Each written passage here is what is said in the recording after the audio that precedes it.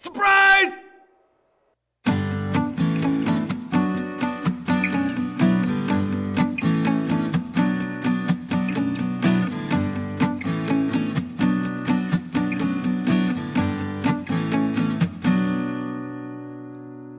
Hey everybody, welcome back to Kids Life. I hope you had a wonderful week. Hey, so we've been talking about how Jesus is surprising. He's surprising, and he was always surprising people. They had these expectations of what he was supposed to be. They thought that he was going to fit in this box over here. He was supposed to be this, but then he would be this. And he was always surprising. And one of the ways that he was surprising was the way that he chose his closest friends, the way that he picked his friends. So I want you to think. Do you remember how you met your best friends? Where'd you meet them? Maybe you met them at school. Maybe you played basketball with them or soccer with them. Maybe you met them at lunch. Maybe you met them right here at One Life. So how did you meet your best friends? And so when we look at Jesus' life, I started considering that. How did he choose his best friends? Now, in the first century, when Jesus was alive, it was, if you were a rabbi, which Jesus was a rabbi, he was a teacher, you would choose a group of people to follow you. And the way that you did that, the way you chose those people, is you would look for the smartest people. They had to be straight A students, all right? You couldn't get a B if you wanted to follow these guys, all right? And so they would look around, they would find the smartest people, the people that were best on the test, maybe they were the best looking, but it was always about being the best. And so here comes Jesus. Jesus is a rabbi. He's a teacher. Can everybody say teacher? Teacher, right? Jesus is a teacher, and if you're a teacher during that time, you have to have people that follow you. You have to have friends. And so everybody expects Jesus to pick the best, right? Because that's what everybody else did. That's how everyone else did it. But Jesus surprises everyone. He surprises everyone by the way that he starts to choose his friends. This is best seen in a story about these two brothers. Their names were Peter and his brother, what was his name? Andrew, that was right. Andrew, Peter and Andrew. And Peter and Andrew, they were fishermen. And Jesus had been teaching and people were coming to him. He had been healing people and there were so many people. They were crowding around Jesus. Do you ever have one of those moments where people are in your personal space? You're like, you need to back up a little bit. Well, there were thousands of people in Jesus's personal space. And so he's looking around, everybody's crowding around him, and he sees Peter and Andrew out on their boat. And he says, hey, I need to get on your boat so that I can go out on the lake and I can keep teaching people from a distance, okay? And so they're like, oh, I guess. So Jesus gets on the boat, and Peter and Andrew, they shove away from the shore, and they go out in the middle of this lake. And then when they get out in the middle of the lake, Jesus turns to Peter and Andrew, fishermen, and says, I want you to go fishing. I want you to go fishing. And they're like, what, bro? Listen, we're the professional fishermen here. And he's like, throw your nets over the side. I want to see if you can catch anything. And Peter and Andrew, listen. We've been fishing all night long, and we haven't caught anything. We're tired, we stink, we're wet. We're not doing this anymore. We're already frustrated because we haven't caught anything. Jesus looks at them and listen. Put your nets in the water. See what happens. Fine. So they throw their nets in. And as they throw their nets in, there are so many fish in the nets that they can't even get the fish into the boat. The boat starts to tip over.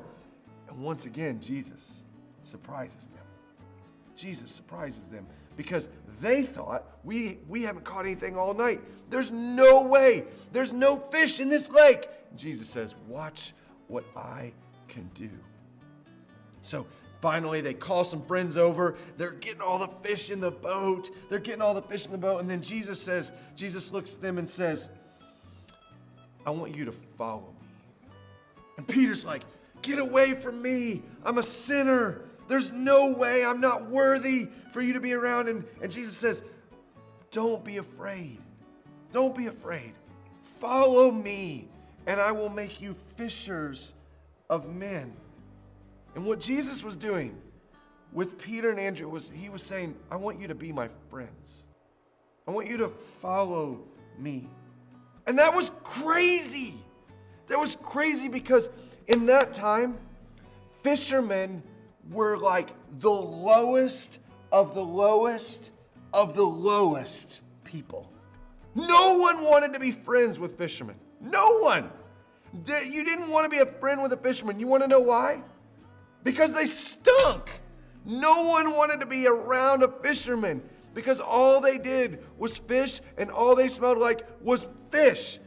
And Jesus said, you are going to be my friends. You are going to be the people that follow me and that learn from me. That was a surprise. That was a surprise because in that time, a rabbi, a teacher, only called the best, the smartest, the most beautiful, the most successful. And Jesus said, actually, I want those guys that stink a little bit.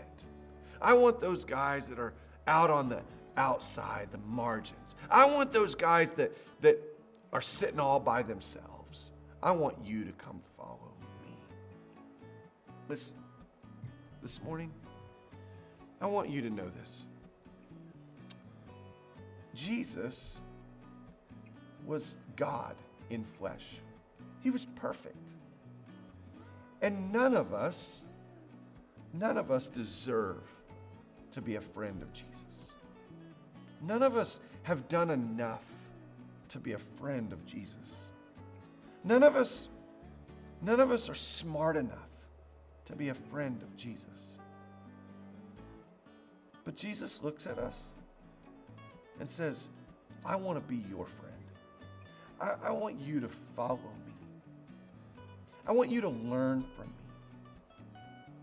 I want to love you. Will you follow me? And so this morning, if you're here, and maybe you feel like an outsider already, maybe you feel alone, maybe you feel like you don't have very many friends, I want you to know that Jesus loves you. And Jesus wants to be your friend. Jesus wants you to follow him. Not because of what you've done, not because of how cool you are or uncool you are, not because of how smart you are or how you did on that test on Wednesday, but just because he loves you. He loves you, and he wants to be with you. Hey, and for those of you that just feel really cool and you have lots of friends, maybe you have too many friends to even count them, you've forgotten some of their names, I want to say a couple things to you this morning. The first is that Jesus loves you and that Jesus wants to be your friend. Not because of how smart you are or how many friends you have or how cool you are or who your family is. He loves you and he wants to be your friend because of who he is. He just loves you because that's who Jesus is.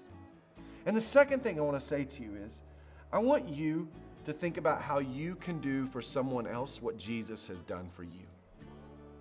There's people in your life at school, on your baseball team, on your soccer team, your gymnastics team, on your street, here at church, that feel like outsiders, that might sit by themselves. No one else would pick them or choose them. And I want you to go and do what Jesus does. I want you to invite them to the table. I want you to know their name. I want you to be friends with them, just like Jesus did for you, just like Jesus did for Peter and Andrew. So, this morning, let's be surprised by Jesus and that he chooses us to be his friends. Not because of what we do, not because of what we offer, but because how awesome Jesus is. Have a great morning, guys.